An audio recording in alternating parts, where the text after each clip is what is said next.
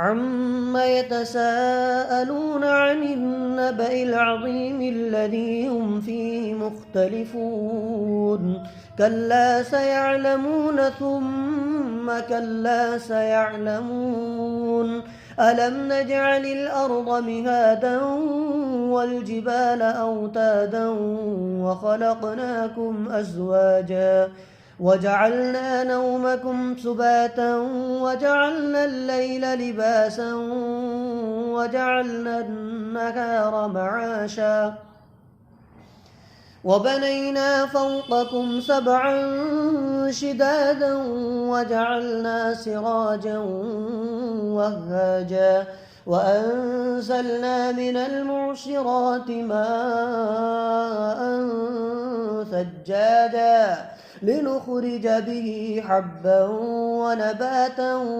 وجنات ألفافا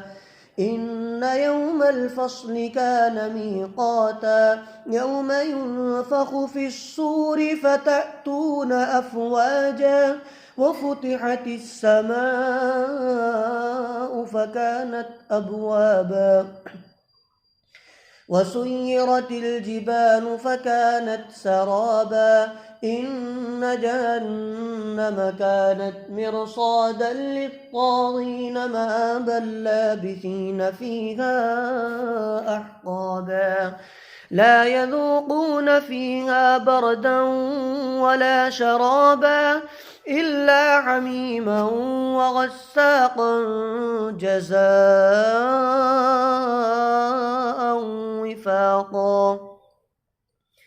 إنهم كانوا لا يرجون حسابا وكذبوا بآياتنا كذابا وكل شيء أحصيناه كتابا فذوقوا فلن نزيدكم إلا عذابا إن للمتقين مفازا حدائق وأعنابا وكواعب أترابا وكأسا دهاقا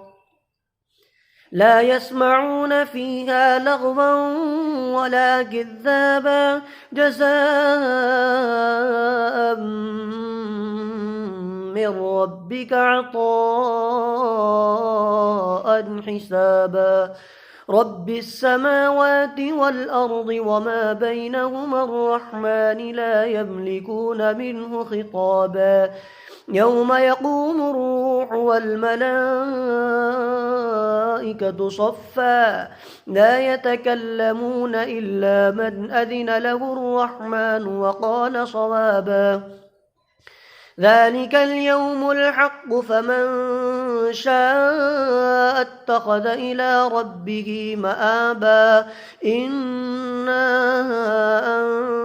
أنذرناكم عذابا قريبا يوم ينظر المرء ما قدمت يداه ويقول الكافر يا ليتني كنت ترابا